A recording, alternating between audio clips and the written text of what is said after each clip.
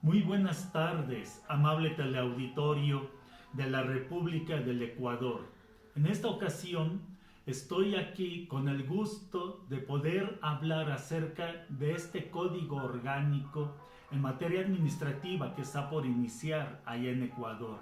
Y bueno, dando las gracias al director de Latin Juris, Michael Hernández, así como a la Pontificia Universidad Católica de Ecuador, daremos algunas opiniones acerca del trascendente momento que se está viviendo en Ecuador.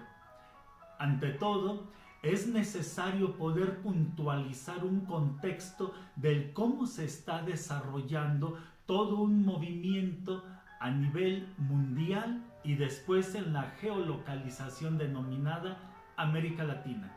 En este caso, llama la atención que en las disposiciones generales de este nuevo código orgánico se manejan un conjunto de figuras que son soportadas desde una plataforma electrónica. Este concepto ha tenido que denominársele gobierno electrónico, cuyos antecedentes son importantes tenerlos precisos porque una de sus principales aplicaciones va a ser el hecho de que pueda en su momento fluir todos los procesos económicos mediante una sola plataforma a nivel global. En este caso, tenemos que distinguir que el gobierno electrónico trata de ubicar una racionalización de toda la propiedad que exista en los diversos países, no nomás en el caso de Ecuador. Esto significa que toda la propiedad que existe en el Ecuador y en los diversos países de América Latina debe de tener un dueño. Por lo tanto, el tema del registro de la propiedad, así como el tema de la hacienda, deben de estar vinculados. Ello implica entonces que debe de estar también íntimamente relacionado con el actuar de los notarios públicos.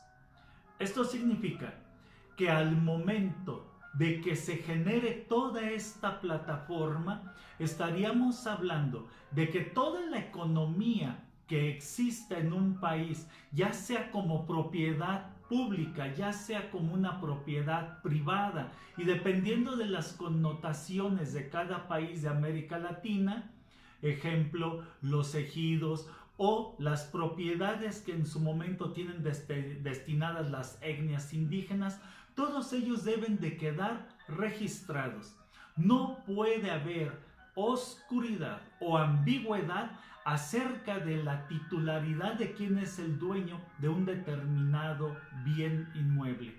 Esto significa que en poco tiempo deberá de hacerse una transparencia de quiénes son los dueños de determinados bienes y en su momento poder con esta medida atacar de lleno a aquellos patrimonios que han sido adquiridos de forma contraria a derecho. Por ejemplo, estamos hablando de propiedades que quedan en manos de delincuencia organizada o bien por desvío de recurso de dinero. Esta medida, que en su momento se escucha también muy alentadora para poder hablar del saneamiento de las economías, es posible gracias a ese desarrollo tecnológico.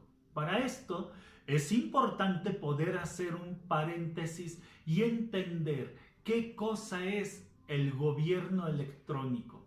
Sus antecedentes los debemos de encontrar con Zbigniew Brzezinski, que a fin de evitar que la Guerra Fría pusiese en jaque a la humanidad, fue necesario que la Comisión Trilateral, a nombre de Rockefeller, que en su momento era su presidente, que Rockefeller ya murió, él dijo que era importante resolver el problema de la Guerra Fría, la cual confrontaba a dos naciones, Estados Unidos con una economía descentralizada y a Rusia con una economía centralizada.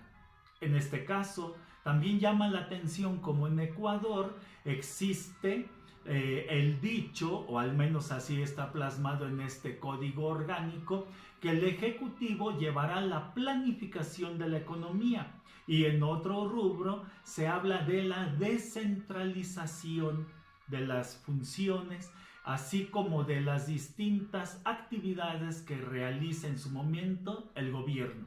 Entonces, lo que se identificó a la luz de Rockefeller como el principal problema y asesorado por sus grupos de trabajo a través de sus fundaciones fue que lo que estaba poniendo en riesgo a la humanidad era el concepto ideológico. Se tenía que buscar una estrategia que fuese capaz de acabar con ese conflicto armado y en su momento que ese tipo de teorías también pudiesen bajar a un nivel de Estado-nación en el que también se pudiese hablar de que los diversos conflictos sociales tendrían que disminuir. Este sería, poniendo un ejemplo, la tesitura de un Ecuador. Es decir, el conflicto social que está operando entre una diferencia económica de grupos sociales debería de verse amortiguado. ¿Cuál es el principal concepto ideológico que se detectó como el problema? Que la diferencia de las formas de gobierno, las diferencias de entender cuál es el mejor modo económico para aplicar en un país, esto tenía que desaparecer. Es necesario crear un sistema que tienda a homologar no solamente a los conflictos internos entre particulares, sino también entre los particulares y el Estado. Hay que señalar entonces que este Estado, en diversas latitudes y a través de diversos teóricos, se le ha señalado como un ente que al hacer desvío de recursos de dinero, entonces estaríamos hablando de que va a estar generando diferencia económica y diferencia de las condiciones sociales. Es por ello que es necesario haber insertado un rubro en el que se maneje el tema del derecho punitivo en la materia administrativa. Ese derecho sancionador tiene como principal meta poder controlar las funciones de los distintos servidores públicos para que en su momento estemos hablando de que aquellos dineros que se van ejerciendo vía los diversos presupuestos que se va asignando desde el órgano máximo, en este caso estaríamos hablando de los senadores, los diputados, los elementos representativos en cada país, pues llegue a resolver materialmente las necesidades de los ciudadanos. Este punto es muy importante. El día de hoy estamos viviendo la necesidad de la materialidad. La materialidad significa el respeto a los derechos humanos. En este sentido, los derechos humanos es una teoría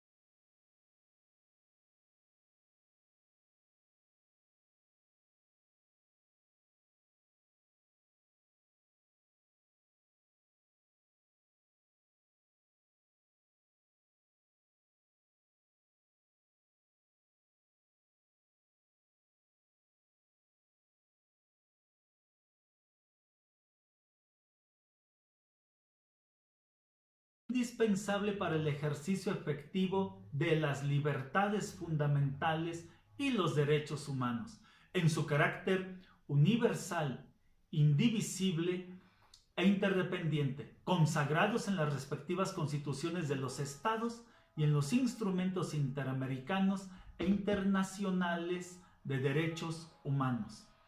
Entonces, ello significa que los principios que están consagrados en este código orgánico, ahora, en un momento dado, si no se están cumpliendo al pie de la letra, es posible citar el artículo 7º de la Carta Democrática Americana, y con ello caería inmediatamente en responsabilidad la autoridad administrativa en Ecuador.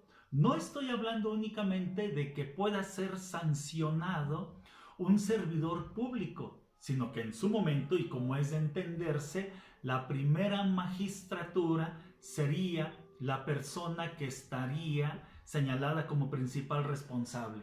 A este respecto, me gustaría hablar de la Constitución Política de Ecuador, que nos señala en su artículo 6º del título 2, Derechos, capítulo 1, Principios de aplicación de los derechos, y dice: todos los principios y los derechos son inalienables, irrenunciables, indivisibles, interdependientes. Estos dos principios ya están consagrados en la Constitución Política de ustedes. Esto significa que al estar en la Constitución Política ya están ahora incluso vinculados con el planteamiento que se está manejando en la Carta Democrática. Asimismo, señalo en el artículo 7º, el reconocimiento de los derechos y garantías establecidos en la Constitución y en los instrumentos internacionales de derechos humanos no excluirá los demás derechos derivados de la dignidad de las personas, comunidades, pueblos y nacionalidades que sean necesarios para su pleno desenvolvimiento. 8º, el contenido de los derechos desarrollará de manera progresiva, ahí está el otro principio de progresividad, a través de las normas, la jurisprudencia y las políticas públicas. El Estado generará y garantizará las condiciones necesarias para su pleno reconocimiento y ejercicio.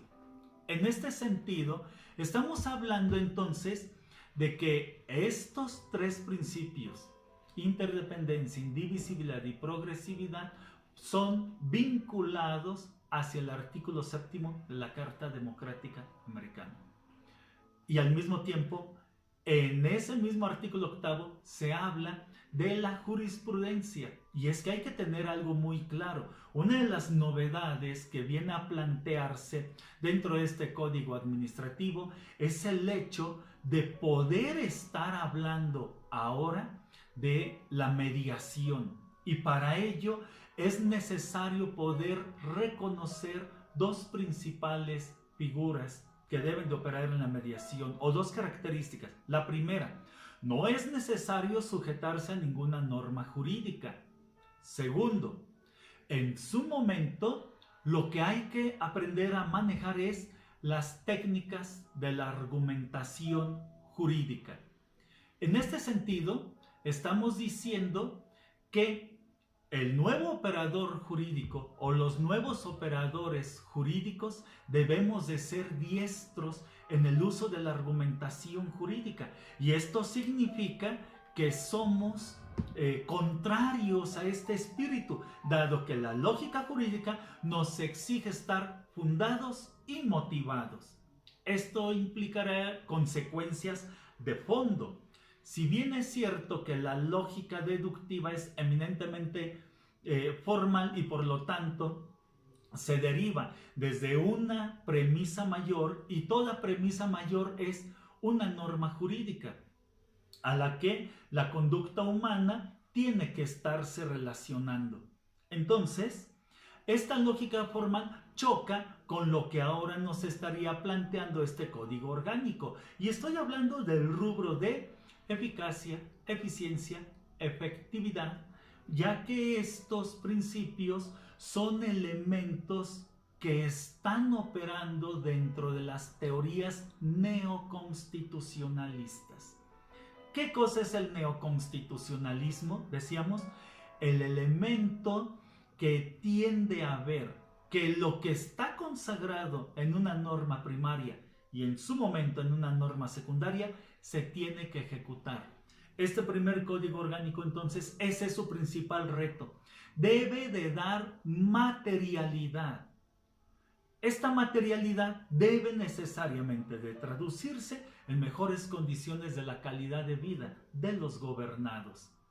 Pero es necesario señalar que la metodología que en su momento se tiene que desarrollar para llevar a cabo las teorías de la argumentación, las debemos de buscar en 3 rubros. Número 1, empezaríamos por hermenéutica o interpretación. Número 2, tendríamos que hablar de la argumentación jurídica. Número 3, la ponderación del caso concreto, que en este caso sería a través de las técnicas de mediación para que en su momento sea posible llegar a un convenio.